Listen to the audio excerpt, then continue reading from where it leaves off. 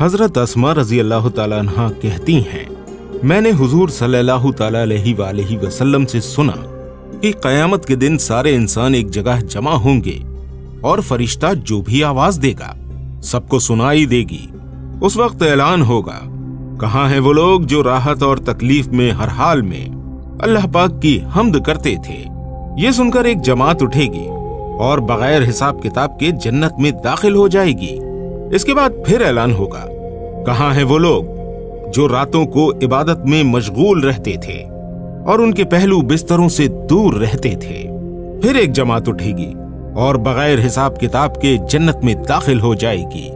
پھر اعلان ہوگا، کہاں ہیں وہ لوگ جن کو تجارت اور خرید فروخت اللہ کے ذکر سے غافل نہیں کرتی تھی؟ پھر ایک جماعت اٹھے گی اور بغیر حساب کتاب کے جنت میں داخل ہو جائے گی۔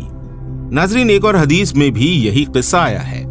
اس میں یہ بھی ہے کہ اعلان ہوگا، آج محشر والے دیکھیں گے کہ کریم لوگ کون ہیں، اور اعلان ہوگا، کہاں ہیں وہ لوگ جن کو تجارتی مشاغل اللہ کے ذکر اور نماز سے نہیں روکتے تھے؟ شیخ نصر سمرقندی رحمت اللہ علیہ نے تنبیہ الغافلین میں بھی یہ حدیث لکھی ہے۔ اس کے بعد لکھا ہے کہ جب یہ حضرات بغیر حساب کتاب کے چھوٹ چکیں گے تو جہنم سے ایک لمبی گردن عنق ظاہر ہوگی جو لوگوں کو پھاندتی ہوئی چلی آئے گی۔ اس میں 2 چمکدار آنکھیں ہوں گی اور نہایت فصیح زبان ہوگی۔ وہ کہے گی کہ ہر وقت اس شخص پر مسلط ہوں جو گھمنڈی بد مزاج ہو، اور مجمع میں سے ایسے لوگوں کو اس طرح چن لے گی جیسا کہ جانور دانہ چکتا ہے۔ ان سب کو چن کر جہنم میں پھینک دے گی۔ اس کے بعد پھر اسی طرح دوبارہ نکلے گی اور کہے گی کہ اب میں ہر اس شخص پر مسلط ہوں جس نے اللہ کو اور اس کے رسول کو ایذا دی۔ ان لوگوں کو بھی جماعت سے چن کر لے جائے گی۔ اس کے بعد جب اس قسم کے آدمی مجمع سے چھٹ جائیں گے تو حساب کتاب شروع ہوگا۔ ناظرین، کہتے ہیں کہ پہلے زمانے میں شیطان انسانوں کو نظر آ جاتا تھا۔ ایک صاحب نے اس سے کہا کہ کوئی ترکیب ایسی بتا کہ میں بھی تجھ جیسا ہو جاؤں۔ شیطان نے کہا کہ ایسی فرمائش تو آج تک مجھ سے کسی نے بھی نہیں کی ہے، تجھے اس کی کیا ضرورت پیش آئی؟ انہوں نے کہا کہ میرا دل چاہتا ہے۔ شیطان نے کہا، اس کی ترکیب یہ ہے کہ نماز میں سستی کر اور قسمیں کھانے میں ذرا بھی پرواہ مت کر، جھوٹی سچی ہر طرح کی قسمیں کھایا کر۔ ان صاحب نے کہا کہ میں اللہ سے وعدہ کرتا ہوں کہ کبھی نماز نہیں چھوڑوں گا اور کبھی قسم بھی نہ کھاؤں گا۔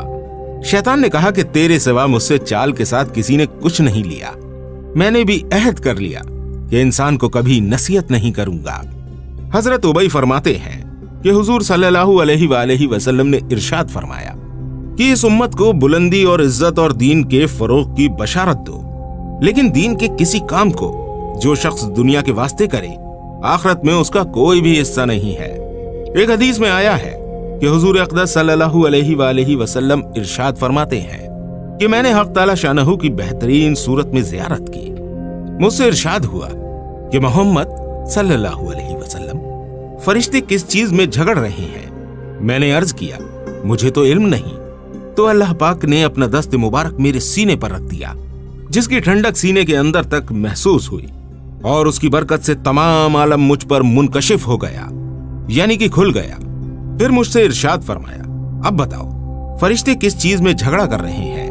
میں نے عرض کیا کہ درجہ بلند کرنے والی چیزوں میں اور ان چیزوں میں جو گناہوں کا کفارہ ہو جاتی ہیں، اور جماعت کی نماز کی طرف جو قدم اٹھتے ہیں ان کے ثواب میں، اور سردی کے وقت وضو کو اچھی طرح سے کرنے کے فضائل میں، اور ایک نماز کے بعد دوسری نماز تک انتظار میں بیٹھے رہنے کی فضیلت میں۔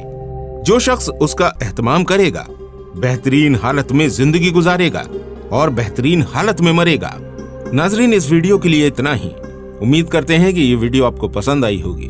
اسی طرح کی معلوماتی اور دلچسپ ویڈیو دیکھنے کے لیے ہمارے چینل کو سبسکرائب ضرور کیجیے گا۔